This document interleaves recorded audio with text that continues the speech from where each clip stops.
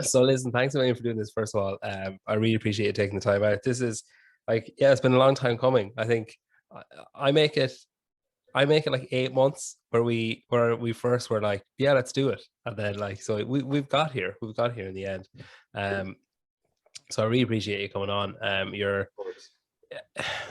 like, you have two kids, and you've got like a busy businessman type job, and then like you train hard and you compete. So like the logical assumption would be that you like are heavily reliant on coffee, right? Right? You would think so.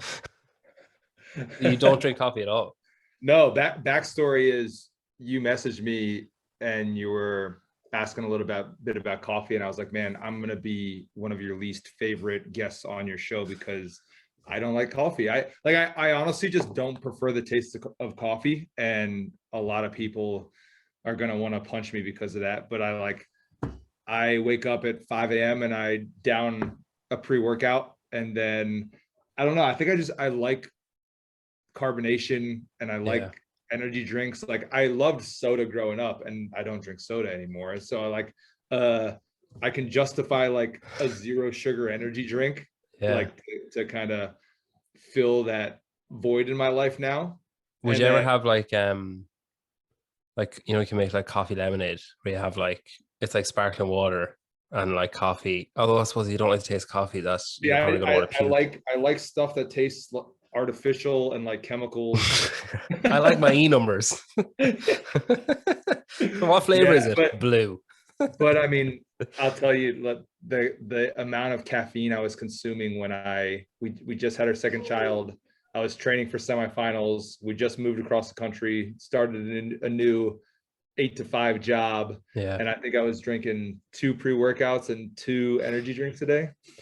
Yeah. And that was just for the kids. I was like, yeah. Yeah, Yeah. that was because I mean I was training at 5 in the morning and 9 o'clock at night. I mean, that was when I trained before and after the kids went to bed. Yeah. It's not easy to do that. Mm-mm. So I'm trying I to. find if I sit down, it's like, do you remember that episode of The Simpsons where it's a heat wave and the aircon doesn't work and Homer's sitting on the couch, he has to peel himself off the couch.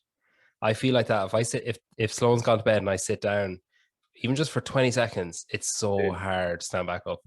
It's very hard, and I sit with like sit in a chair, and I'll sit with him for like 10 minutes before I put our 2.5-year-old down. But like that time that I'm sitting there, like I want to do nothing after that. Like I'm on the verge of just like falling asleep when I'm sitting in the chair with him. Yeah. So the late night training sessions are definitely tough. Yeah, I know. I'm friends with you know, Brandon Swan in Australia. He's the same. Yep. He's yeah, I just find it mind-boggling what people can do. Like, you know, the capabilities of athletes and like people at that level. Like, it'll never cease to amaze me how, like, you know, when you're watching the games or even like watching, like, say, the semifinals, and you're like, I couldn't even come close to what the very last person. I couldn't come close to what the person who didn't qualify for this can do. And you see that there's that gap between, like, say, that and first place or whatever. And then when I think of even like the drive it would take to be getting up at 5 a.m. to be like, well, better go train, when it's like, you know, you can just not do that. Like, you can just stay in bed. You can just not. Yeah, but no, No, I for mean the it is, blades. and I'm not a games athlete, and I have those same feelings between myself and the people who are at the games. Like it's just a whole another level that just doesn't seem fathomable to me sometimes. Yeah, it's really hard. It's like when someone tells you to picture like $1 million in a pile. You'll never picture the right amount. Like, you'll never picture the right Yeah. size. It's really hard to like visualize the difference in like realizing that human potential between one person and another. Obviously DNA and everything comes into it as well, but it's crazy, I think. So I was looking up, you've appeared on quite a few podcasts. You're probably one of my most podcasted guests Okay. to date, I think. Just from a quick scan of like iTunes and stuff. And then like the company, so BPN that you work for, they have their own in-house podcast as well. Is that something like, do you think, is that something that you've grown comfortable in doing? Is it something that you're have always been comfortable with, or is it something you still have to kind of like psych yourself up to do? I have to psych myself up a little bit, but I think so. Energy Side drinks story. again. Yeah, energy drinks. Exactly.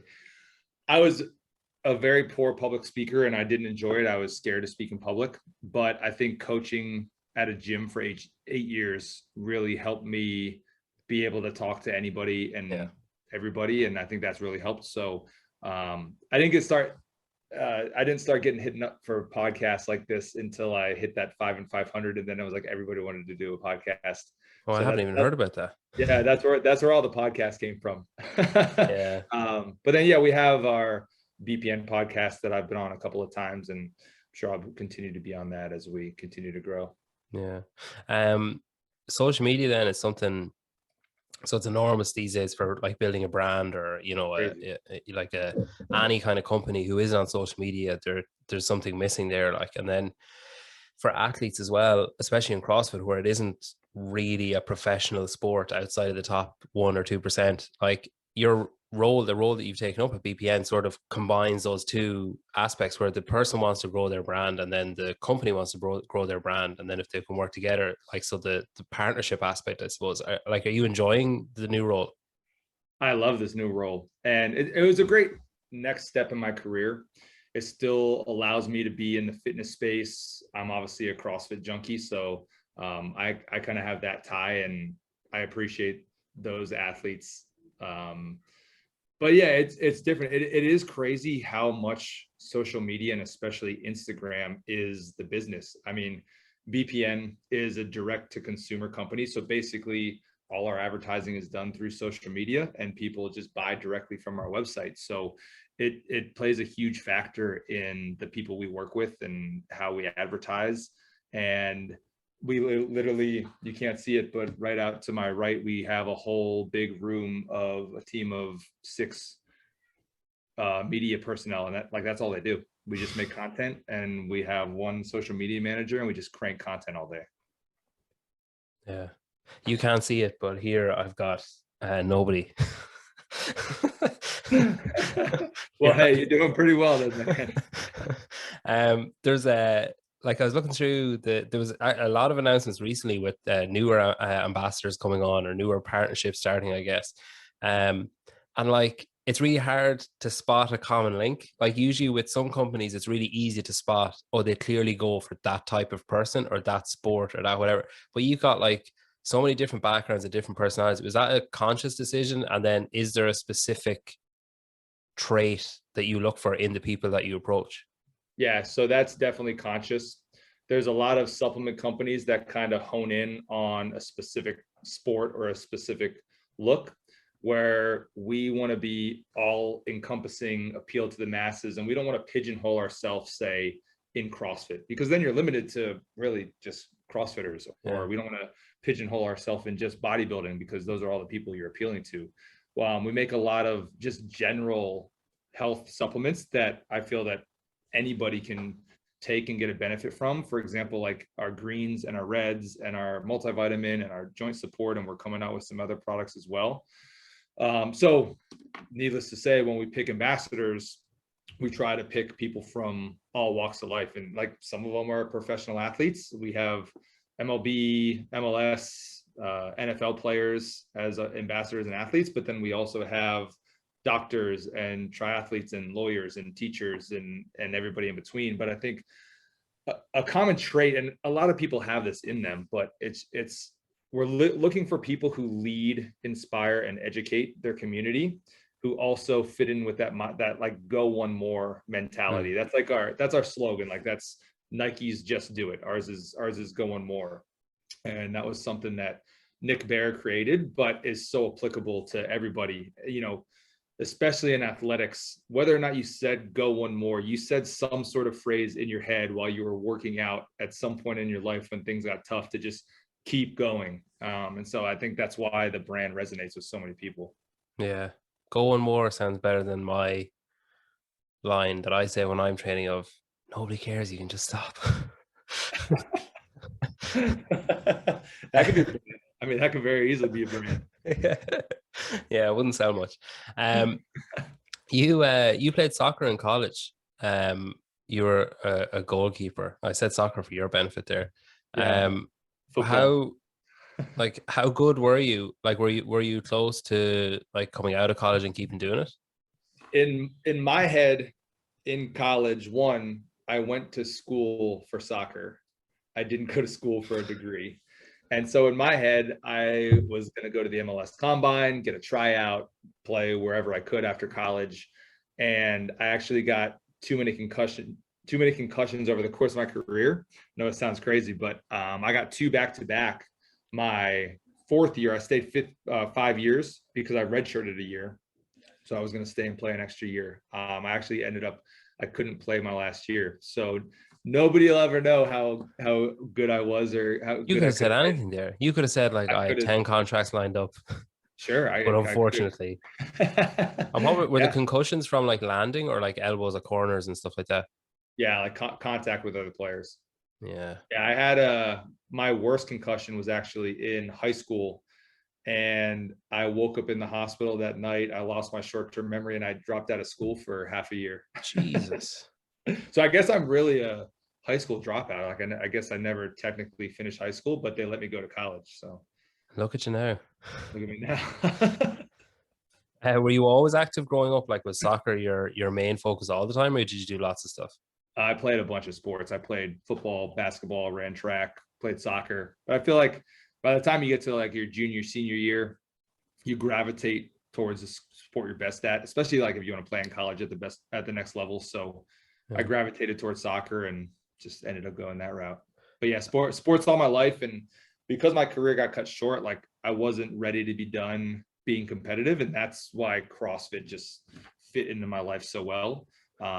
The fact that I could be competitive, but also it wasn't a contact No sport one's going either. to hit you in the head. Exactly. Had you been doing CrossFit while there was no overlap there, was there?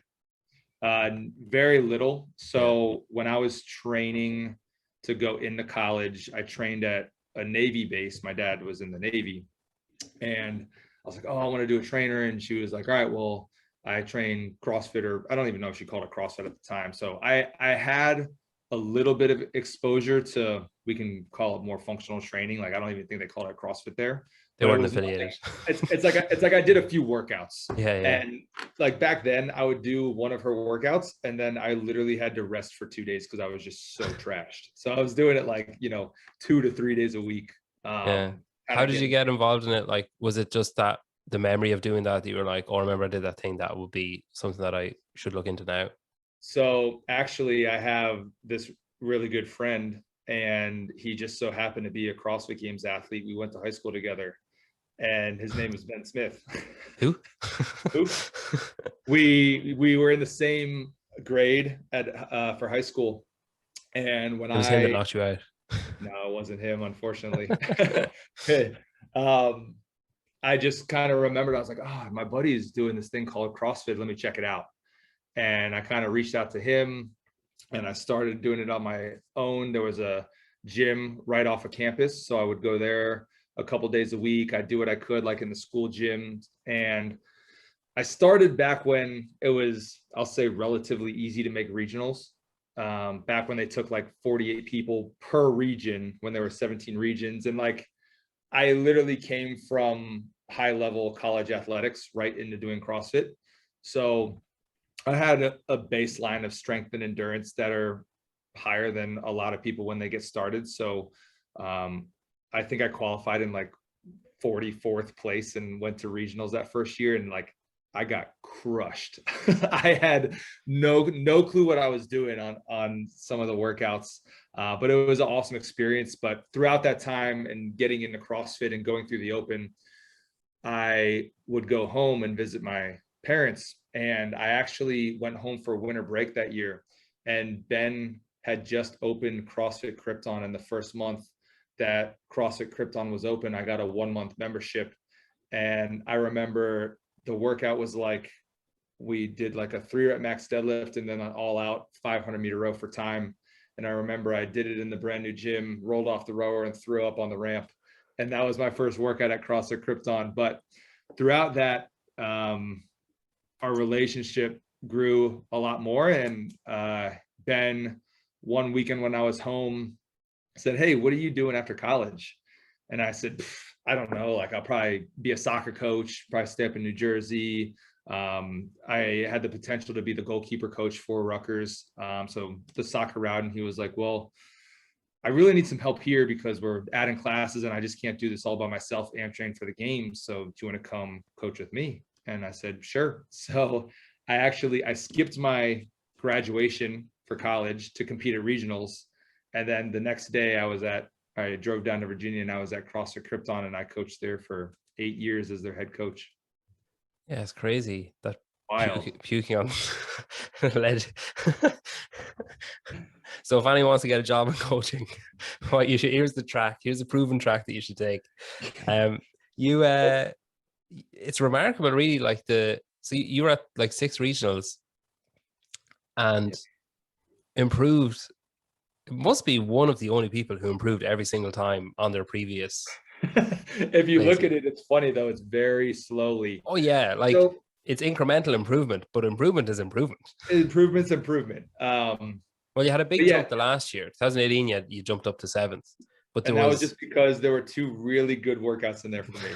Um, but no, I always took the approach, like I was very privileged to be the head coach of Ben's gym. So like that was my job first and foremost. yeah, Competing in CrossFit was I never considered CrossFit as a sport my job. So I would make sure that I always put all of my effort and as much time as I could into coaching and the members at the gym. And that's what I was really, truly passionate about. And then whatever other time and energy I had, I put into my training. And as the years went on, it got less and less. Like it used, when I first got to CrossFit Krypton, it was literally I would coach a class, Ben and I would work out. Ben would coach a class, we would work out. I would coach a class, and that would just be like constant all day. So we'd just be working out just all day, every day. And then we started having more classes, started having kids. And so I always kind of prided myself on being happy with where I was at with everything else I had going on in my life, because like CrossFit wasn't my full-time job. Like I wasn't CrossFit as a sport, and I wasn't getting paid to compete in CrossFit. So I've always been really proud of that, especially from 2018 on. 2018, we were pregnant with our first. So from then on, everything I've been able to do, especially since having kids, I've been really proud of. do you think you're better because of that? The leaderboard will say yeah. Yeah, But I think it does, having kids and having a full-time job, it does something, and I'm sure you've heard this from a lot of athletes when they made that transition in life or had kids, that like you become better with time management yeah, and you're more diligent with the shorter time that you have in the gym or to train. I remember just being at the gym for almost all day, every day, when I had close to no responsibilities other than coaching a few classes. But then when I know I only have an hour or an hour and a half to train, like you're hitting it hard, you're focused, and you're out. And, yeah. a lot of times getting more intensity out of those workouts. So I think I got smarter with my training as It probably time took went. pressure off as well because it's like Yeah. if Cause it I doesn't think, go well, you've got a pretty legitimate reason why you've got other like a lot of other stressors and a lot of other, like energy expenditure points or whatever. Like even I'm thinking of like Can Porter last year was like, I'm gonna just see what happens. Like he just kind of pumped the brakes a bit and like, yep, coasted a little bit, was like, I'm not gonna go at the level I have been in the past because it's not sustainable. And he had what looked like his most enjoyable season, and he's on the demo team. yeah, yeah, It's yeah. just the pressure is chronic, I think. I agree. I think the lack of pressure and just being able to go out there and enjoy yourself on the competition floor, between 2018 and then the semifinals this year, like I couldn't have asked for it to go any better with the Yeah. training I was able to put in. Do you think it would have obviously if someone else had asked, you might have turned down the job, I guess, because you had a sort of path in your head of where you were going. But do you think if Ben had asked you to do that and then he decided to sell up and someone else took over, do you think your path would have stayed the same? Like, do you think you would have lasted as long at Krypton, like if it wasn't with him? No, I was there for Ben. Yeah, I mean, the Smith family, Ben and his family, like they're like my second family. They've taken care of me really well, and it's honestly one of the hardest decisions I've ever had to make in my life, to leave Krypton Yeah. and come take on a new role here with a different company. I always said that I would stay at Krypton, until I needed something more in my life, meaning to take care of my family. And I just, as the family continued to grow, I just happened to get this opportunity that kind of set us up for the future. But yeah, I think if Ben wasn't the owner, I say that, but I don't know. I could have a very similar relationship with somebody else, and be close. Pain. But yeah, no. But I mean, I would have done anything for Ben. Yeah. When you're you said that your dad was in the Navy. Was there a lot of moving then, or was it a stationary base he was in? Early on was a lot of moving. I don't remember a couple of the places we lived, but we settled down. I was in 8th grade and we landed in Virginia. And that's where Ben kind of settled down. His dad was in the Navy also. Yeah. He His got dad there looks in like he was in the Navy. Oh yeah. I haven't seen your dad, but his dad fun, really looks like naval. Fun fact for you. Do you know that Ben's dad, Chuck Smith, was a Heisman candidate he played for Navy, the Naval Academy? And the only reason he didn't go into the NFL is because he had to serve his country.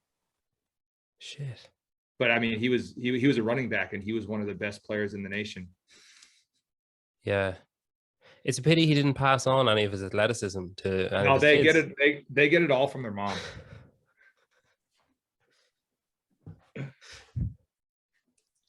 Yeah, it's like, yeah, I can't see. My dad was a farmer, so it was like there was never, like, he was never not at home. Like, he was never not, like, if I was away, I knew he was at home. And then, Yeah. if he wasn't in the house, he was just out, like, just outside somewhere.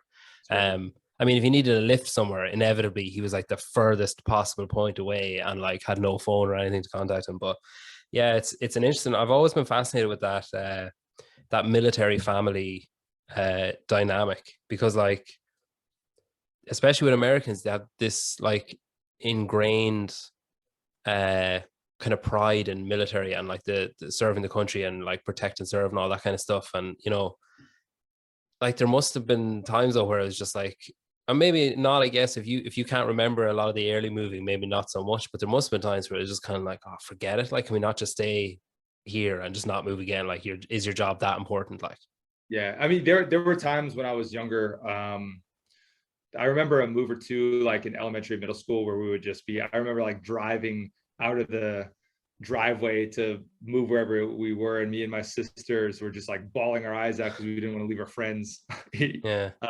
So yeah, I mean, again, we were young though. It's like, other than missing friendships, it really wasn't that bad. But I think it makes your family stronger and closer knit. And I think a lot of those military families are pretty darn close. And I've seen that from Ben's family as well, because at the end of the day, when you move from place to place, like, all you have is each other. So that's a kind of a cool aspect of being a military family, is I think it brings your family a lot closer. Do you think that informed your own parenting of, like, say you mentioned earlier on that you took a job that, came with angst of leaving a job you were happy in, that came with more like long-term security, I guess? I mean, that's exactly why I made the move. And I mean, the people here at BPN and the culture, and especially Nick Bear, like, that's how much it says about this company I'm with now, that I left Ben to do something like this. I respect the heck out of everybody here, and they're like family. And I mean, that's the reason why I left, is I found something very comparable to the place I was in. The cultures are super similar. Yeah. But yeah, I mean, it's you get to a point in your life where, you got to decide, like, hey, I can't be selfish anymore, and I can't keep playing around. Not that I was playing around, but part of my time was dedicated to training, and at some point you got to take care of little mouths, you know that. Yeah. They never give back, like, financially. They just Yeah, I think it's like 20 or 30 years before that happens, and I think it's pretty minimal. Someone told me that you lose 6 months of sleep in the first 2 years of like child rearing.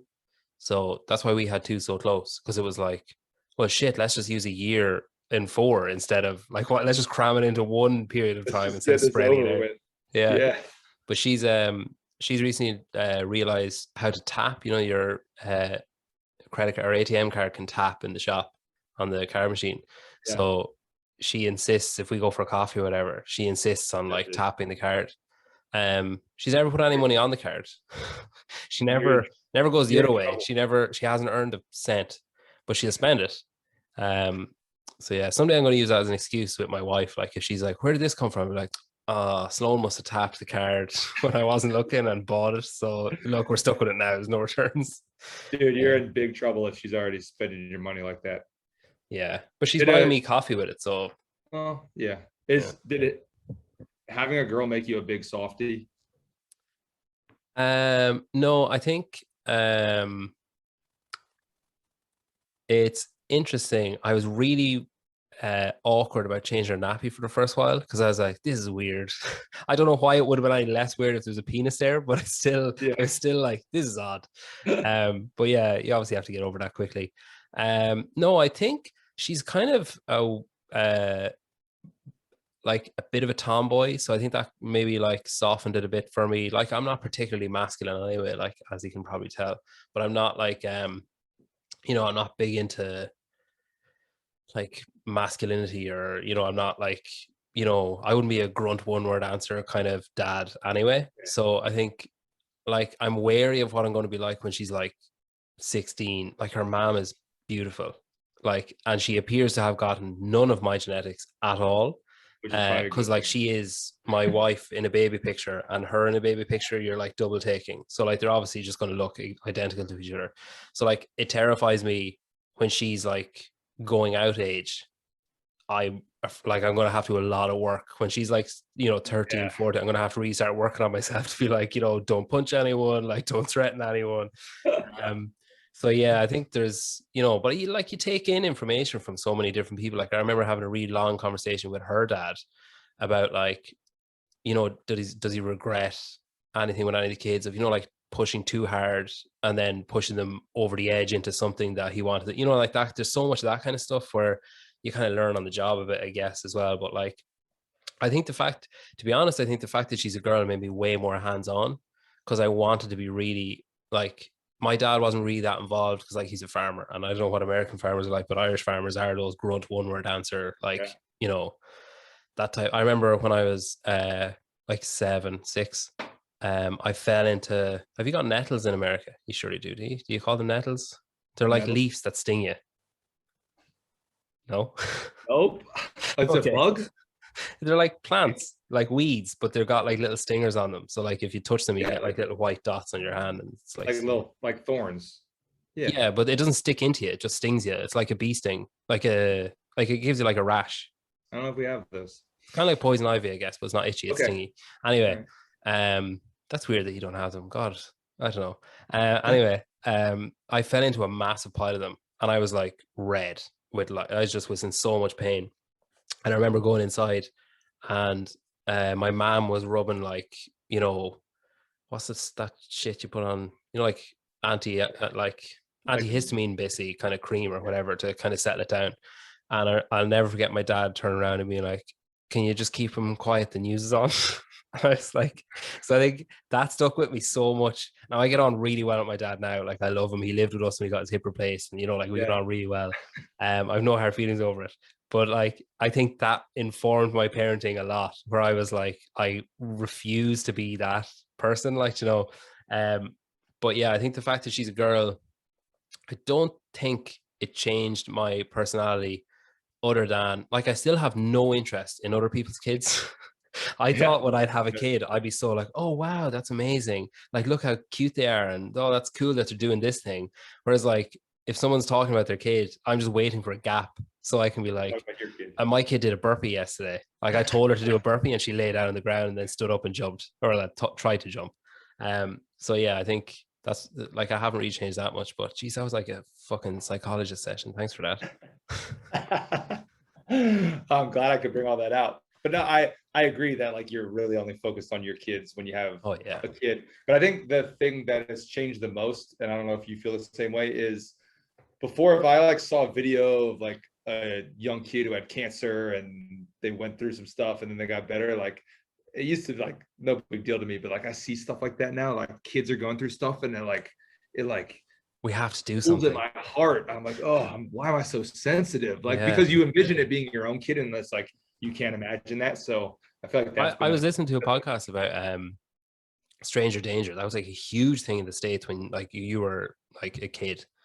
Um, and they were talking about how it was like essentially baseless, that there was like no that like they worked out the numbers and there was so few, like the chances of you being kidnapped by a stranger were so minute that there was no logic at all for what, and yeah, it was essentially like they worked out that it was like Catholic conservatives had this urge, which was coming from a good place, to protect kids, like, and to make sure they were protected.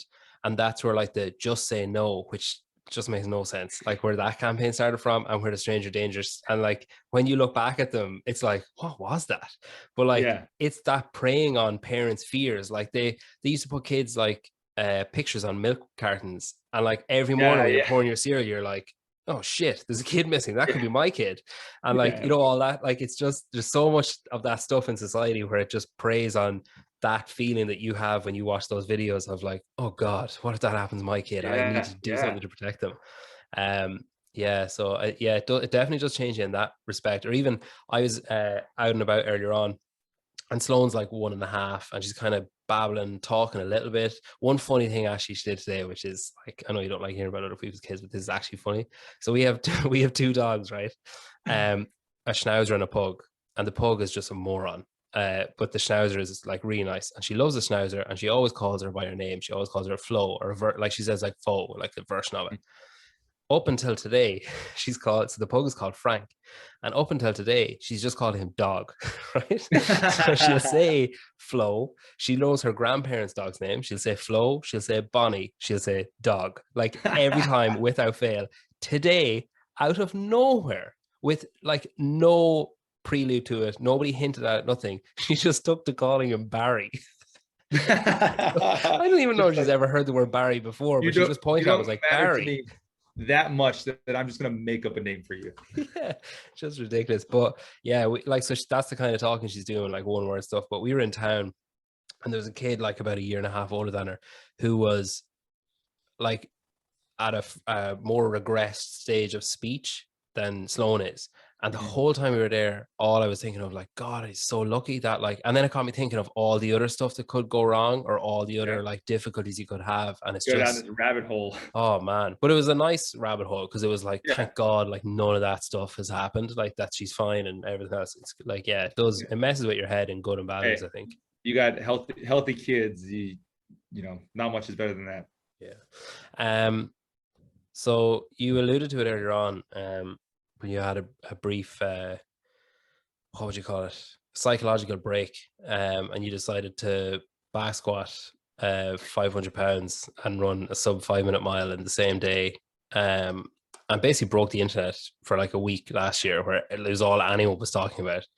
um why um why? Well, I heard about that challenge, I guess, that David Castro put out in his book. Being at Krypton with Ben, like we were very in tune to anything that was going on in the CrossFit world, and you know, we heard about that. And I've always had good endurance from being a soccer player, and I've run a sub 5 minute mile in my past. Granted, it was in like high school, but I've done that. And just with our training, we feel that the back squat is like a huge foundational movement in CrossFit. So like at Krypton, we've been back squatting twice a week for 8 years. And so that's been pretty built up for me. And when that came out, I was like, if anybody can do this, I can do it. Like in my head, I thought that. Now, granted, at the time, we're training for regionals, training to compete, and like we never really had time to like maybe dial in those two things and put it together and do it in a day and really have a good go at it. So right when he announced it in 2018, fun fact, I actually attempted it, and I overtrained for it and I got injured. I got close. I ran a 5:17 and hit a 500-pound back squat. But I had to shut it down. I had bad plantar fasciitis. I'm a bigger guy. I'm usually sit around 215 pounds or so. So running that fast around a track is not good for my feet. But then I guess 2 years went by Yeah. and COVID happened and no sports, no competition, nothing to train for anymore. And I'm the type of person where I need a goal. I need something to train for. Like I don't do well just like working out to try to look good. Like I don't like to just go to the gym for my fitness. Like I need something to work towards. So when that happened, not a lot going on, no competitions. I was going to the Asbury Park sanctional, and that got canceled, which was the last one. So I was like hopeful, still training, and then like last minute, I think I was like the last person training those people for that competition. So I was like, I need something. We're in our garage most of the time, so being at home and in a garage, running and squatting was very easily accessible. Mm. You could run on the road or at a track, and I had a squat rack. So I just really started to squat and run a little extra. And what I did is I tested what I could hit within an hour. So I ran a mile just as like a baseline. So it was like a 5:43 and hit a 4:85 back squat. And I was like, all right, I'm going to train for 3 months or so and like give it a real go. And so that's what I did. And as I got closer, I started to document it a little more because again, last time I got injured, so it was in the back of my mind and I was like, I'm not going to put too much out there right now just because who knows how this is going to go. I hate to like put it into the world and it doesn't happen. So I knew that if I wanted to do well in these two aspects that I needed to like seek out people who were better than me. So got a running coach. When I ran the mile, I had a pacer. So I just, again, I gave like a 90% effort attempt and I got pretty darn close. So I knew I had it in me if I had a pacer and I just went for it. And I will say when I hit that, honestly, it was just perfect timing. I don't think it would have blown up if CrossFit was in the state that it was in. Because this was like during right after the Glassman stuff. And everything, like the whole CrossFit community was in shambles. So I think there was a weird like dead. Yeah. It was like stuff was dead. So I think the fact that it happened, it gave everybody something to root for the time being when we were all bored at home. And we didn't know if CrossFit was ever going to be around again. I mean, with COVID and everything, or how long it was going to be. So I honestly think it was just perfect timing, and I kind of attribute it to that over anything else. What was the hardest part? Like, obviously, it's a big squat and it's a quick run, but like, did other surprising difficulties spring up throughout, do you think? Confidence was huge. I would literally have days where I was training and I was like, oh, no problem, I can hit this. And then I would fail a 490-pound back squat the next day and be like, oh, well, I'm done.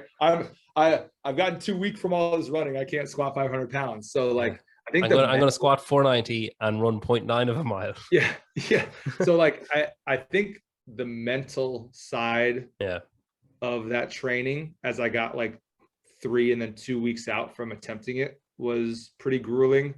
I also don't like what training for anything does to me in terms of like my family life, because I put like that over my family, which I never like to do. But it's like when you're working towards a goal like that, whether it's training for a competition or working towards a goal, it's like you got to be a little bit selfish in some capacity.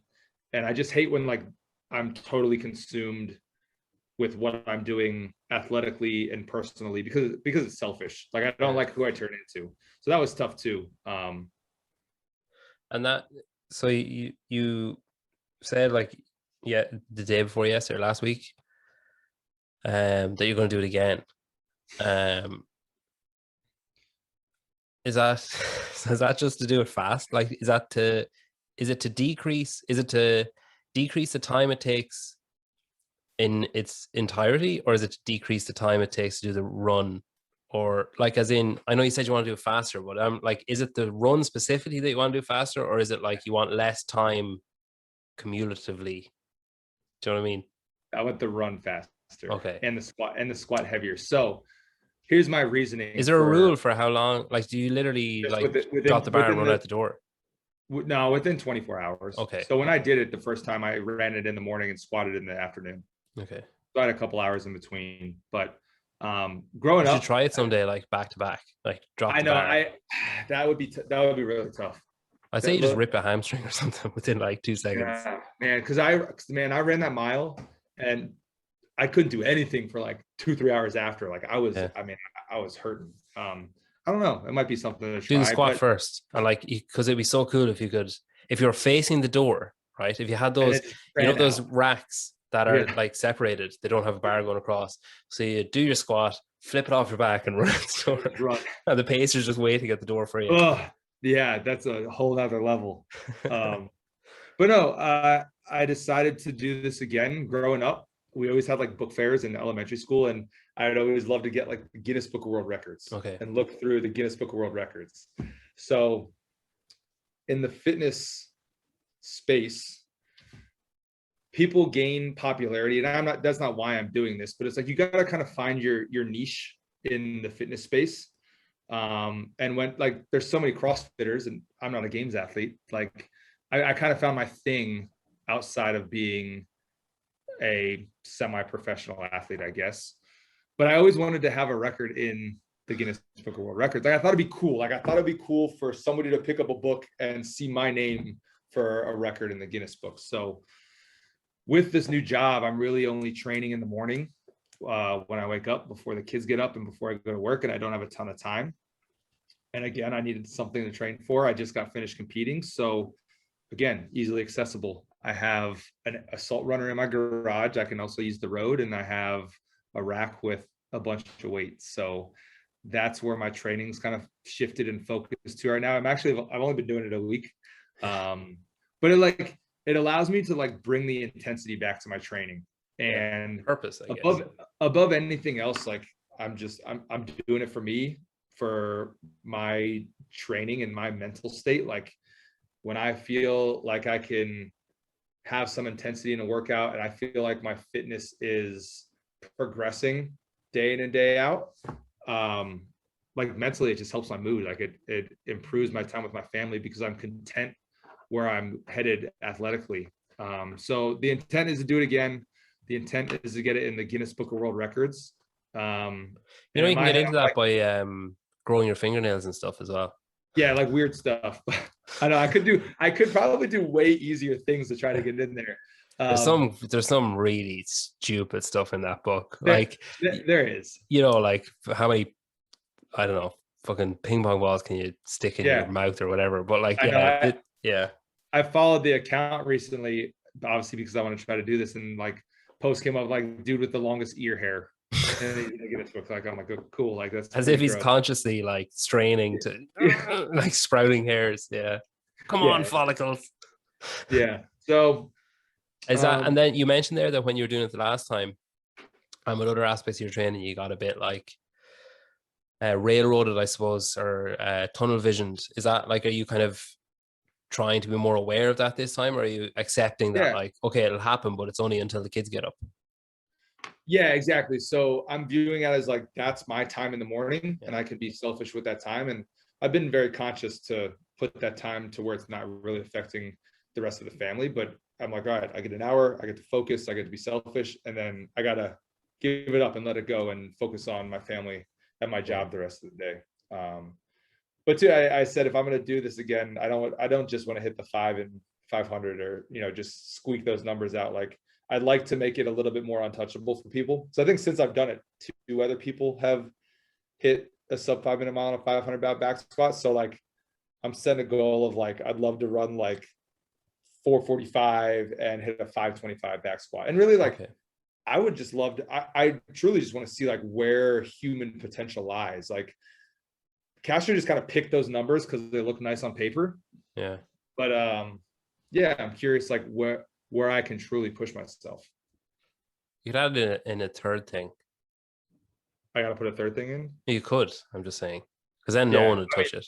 The first one was Castro put in 50 unbroken pull-ups, which then at the time when you did it, any like decent level CrossFitter could do 50 unbroken pull-ups. Yeah. I don't know, maybe throw in like 30 muscle ups or something, 30 bar muscle ups. Yeah. I don't know. God, we could really break you if we went down this road. Yeah. Yeah. Yeah. I don't think it needs a third thing, to be fair. I'm just saying if you wanted to I make don't it think untouchable. I don't think I'm going to do a third thing when I do it this next time. No, I wouldn't. Yeah. No. It's crazy to me that it's even possible. So well, it seems impossible to me at this point too, but we're gonna give it a go. Yeah. So we've talked there about how you had another child and you started a new job and you moved house, and you know, the easy thing to do there is to take a step back and be like, right, screw this. I'm like, going to take it easy. But then you turned up at Mac. So how was that weekend? Like, you mentioned there a couple of seconds ago or a couple of minutes ago, you said, I just got done competing. Did you mean like I'm out? Or did you mean like for this year? Well, I don't know yet. We'll see. So I honestly went into this year competitively. We all just got out of COVID. Everybody's been training sporadically in the garage.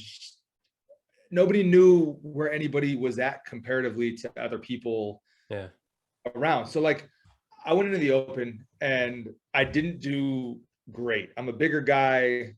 I didn't have a great performance on the wall walks. I mean, I did fine, but comparatively and stacked up, like I think I finished like 2000th in the US in the open, like nothing to brag about.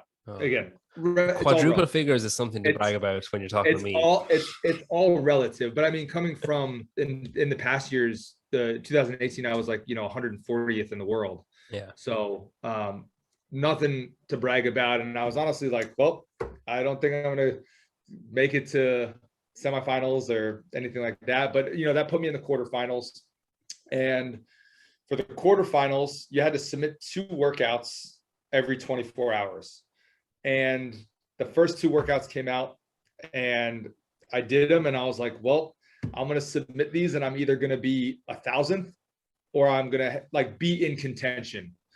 And so I think the rest of my season like heavily depended on where those 2 workouts stacked up to me, because knowing myself, like if I was in 1,000th place, like, all right, that's a wash. I'm not in contention. I'm, my season's done. Yeah. I ended up being like 220th and they were taking the top 120. So I was like, okay, I got a fighting shot. And then the next 2 workouts just happened to be good for bigger dudes. It was the 4-rep Mac front squat and then the rowing and the wall balls.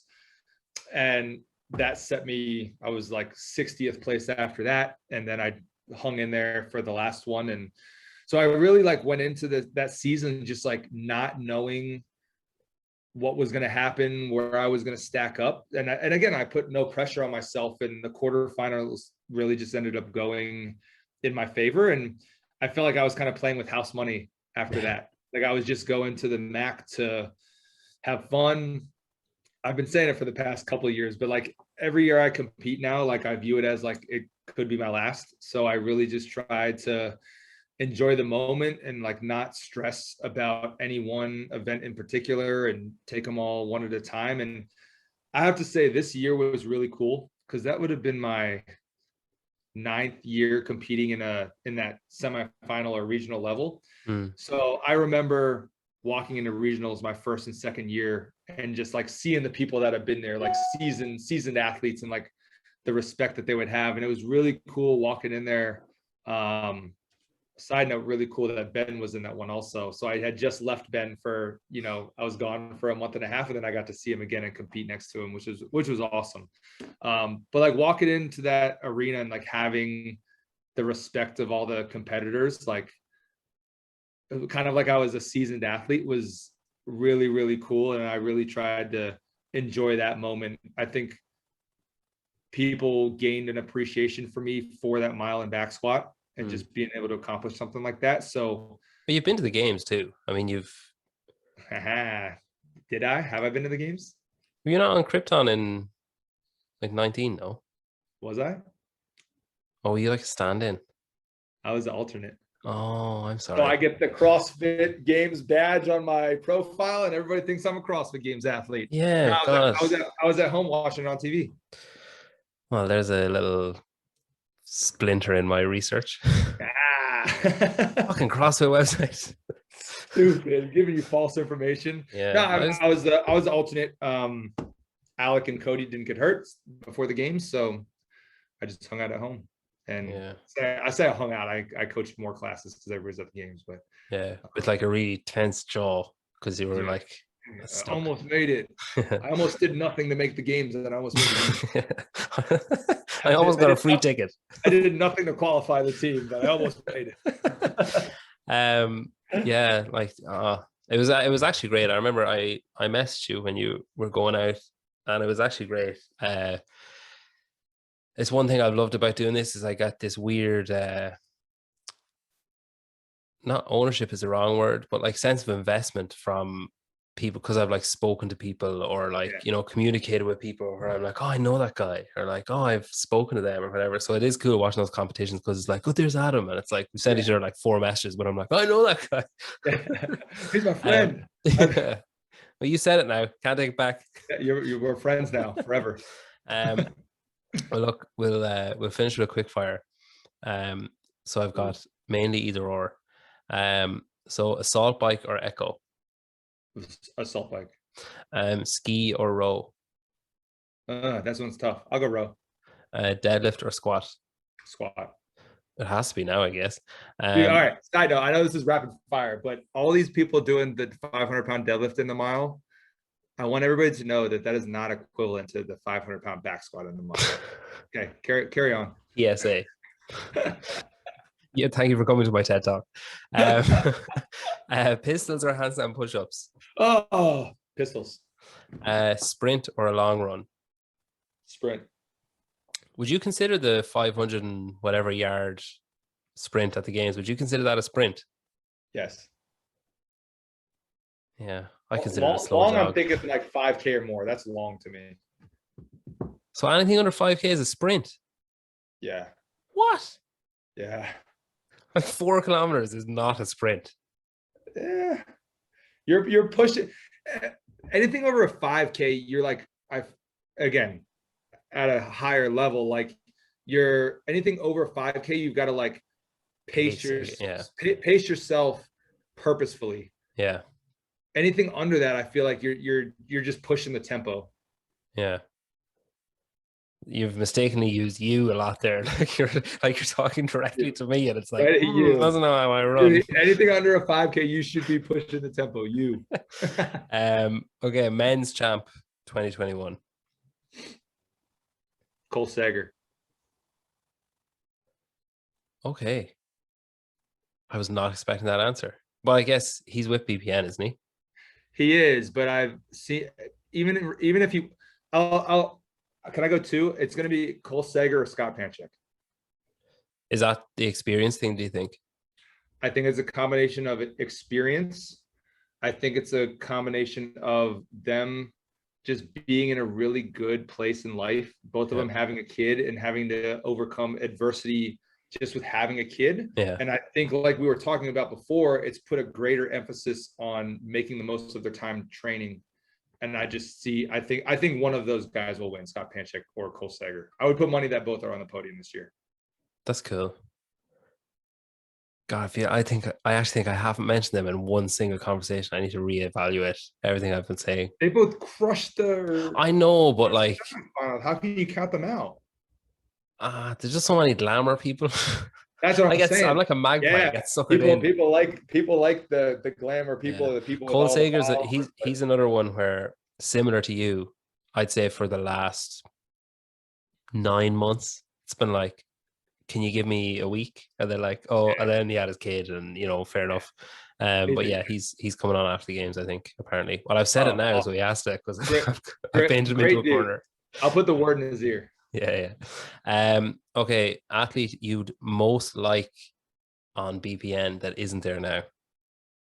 Ooh, am I allowed to say that?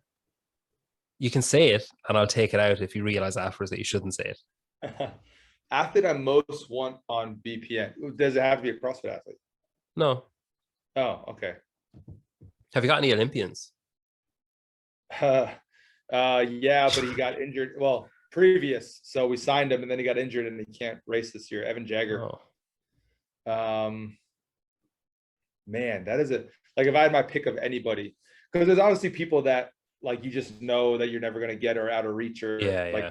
aren't necessarily worth the money. So it's like you don't think of them from You that got sense. have you got like a European All right, the the exclusively states I'll based? put this out. I'll put this out into the world. Rich running. Put it out there. Okay. Okay. It's ballsy. I like it. That's why I said it. Um, is the company's like solely USA based?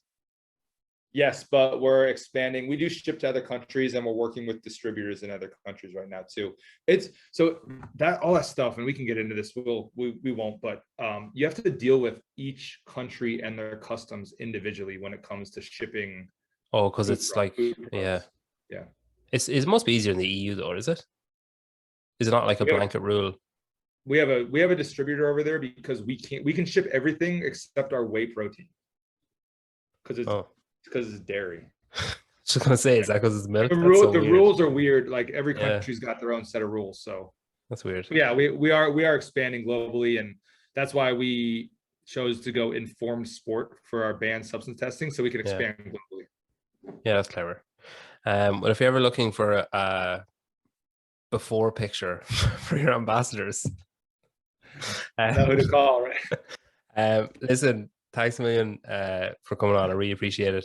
Of I course. really enjoyed chatting to you. You're like, I'm delighted you're as nice as I thought you'd be. It was great. It was a fun chat. I think what you've achieved so far in and off, on and off the competition floor, whether it's the run and squat or regionals, MAC, everything else, or alternate at the games, and then your family and stuff. Like it's remarkable what you've done.